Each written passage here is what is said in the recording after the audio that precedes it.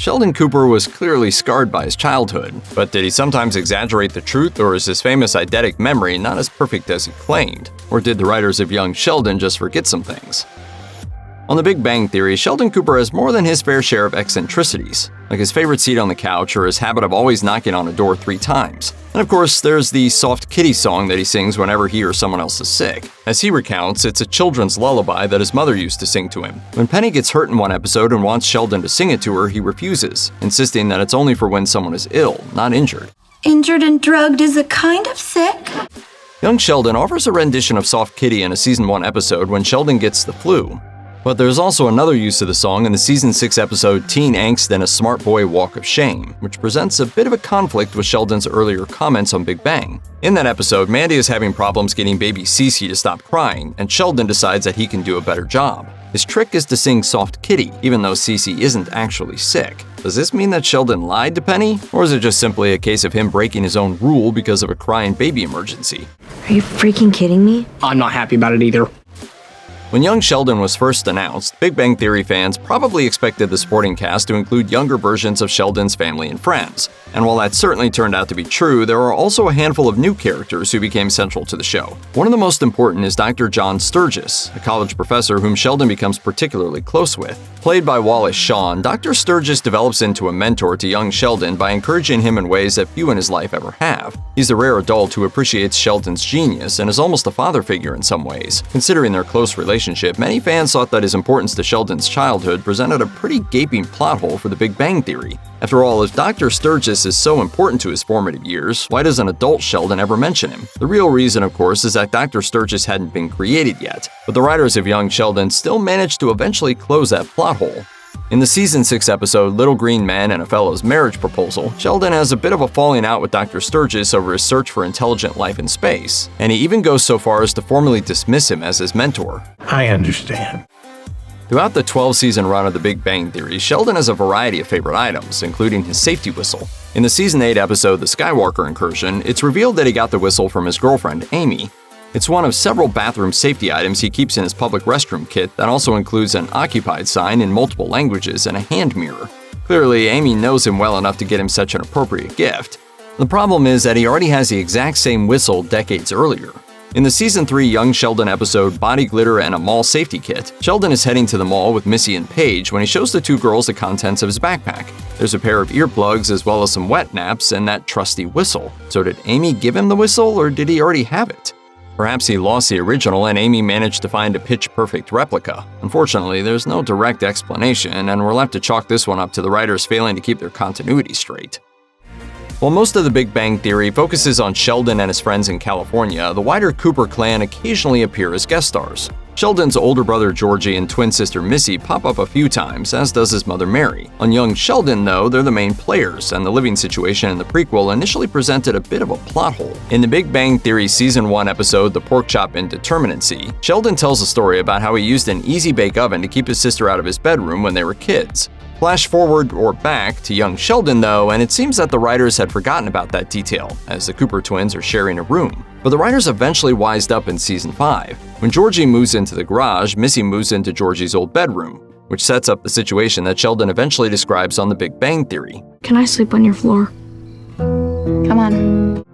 It may have been disappointing for fans of The Big Bang Theory when they learned that the supporting cast of young Sheldon wasn't going to include younger versions of Sheldon's friends, even if it made perfect sense that they didn't know each other when they were kids. However, we did at least get a glimpse of the younger versions of these characters in the Season 2 finale, a Swedish science thing in the equation for toast. However, the glimpse of young Howard Wolowitz left some viewers scratching their heads over an apparent plot hole. On The Big Bang Theory, Howard is always griping about his overbearing mother. He even mentions that when he was a kid, she installed safety rails on his bed, and they stayed there until he was 17 years old. But when we see Howard and young Sheldon, he's playing video games in his bedroom and there are no guardrails on his bed. That's likely just an oversight from producers who weren't scrutinizing every line of dialogue on Big Bang. Of course, it's also plausible that adult Howard is a liar and exaggerates about his mother's domineering.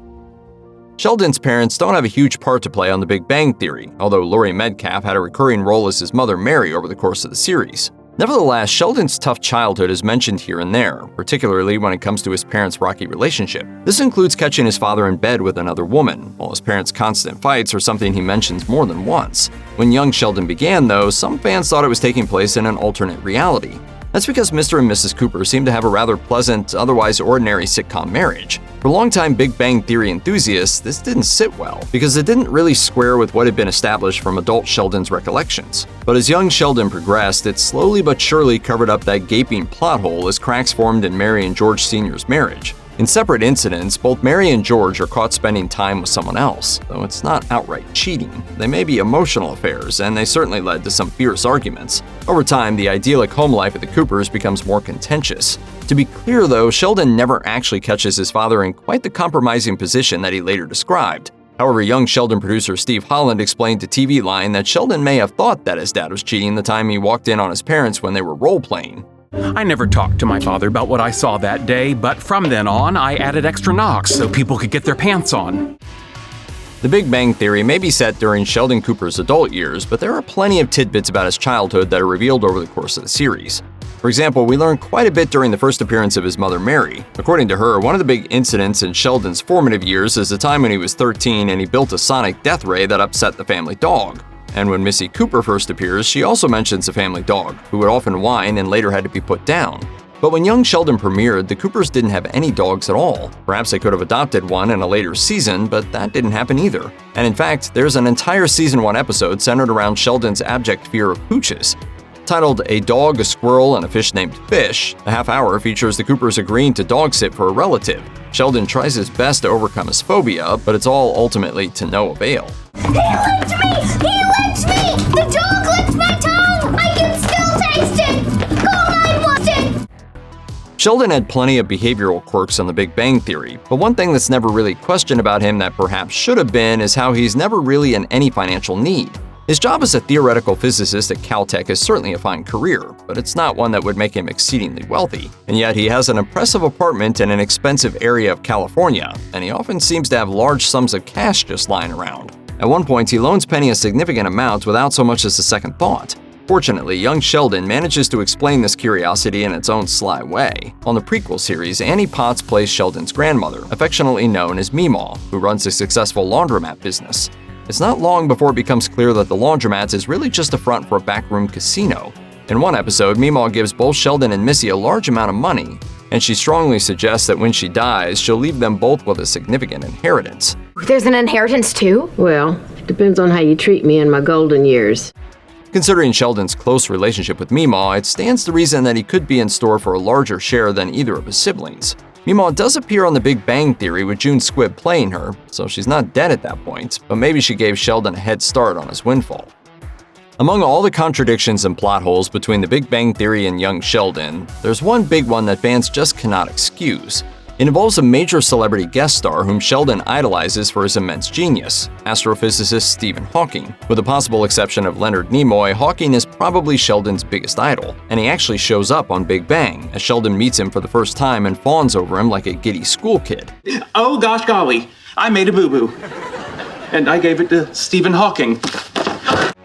The problem is that in the young Sheldon Season 3 episode Pasadena, Sheldon's dad takes him to Caltech to attend a lecture by Hawking. While we might be able to excuse this inconsistency, considering that we don't actually see Sheldon encountering Hawking in person, it still seems odd that he doesn't mention this moment when he finally gets to meet him years later. Dr. Sturgis isn't the only major character in young Sheldon who's never mentioned on The Big Bang Theory at all. In a way, that's perfectly understandable. After all, most of the young Sheldon characters had yet to be created by the writers during Big Bang's run, as the two shows only overlapped for a couple of seasons. Nevertheless, it's still odd that some of these people never even come up in conversation during Sheldon's adult life. So for quite a while, fans of young Sheldon had a lot of questions about his classmate and arch-rival Paige.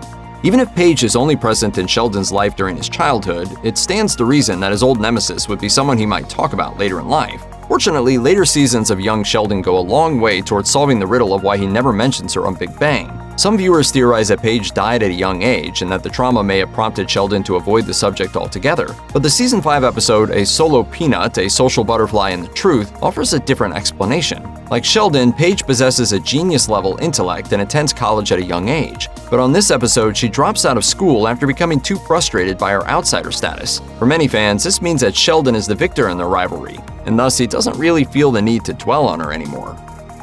After a few frantic nights, Paige showed up at her mom's. They had a lot to figure out.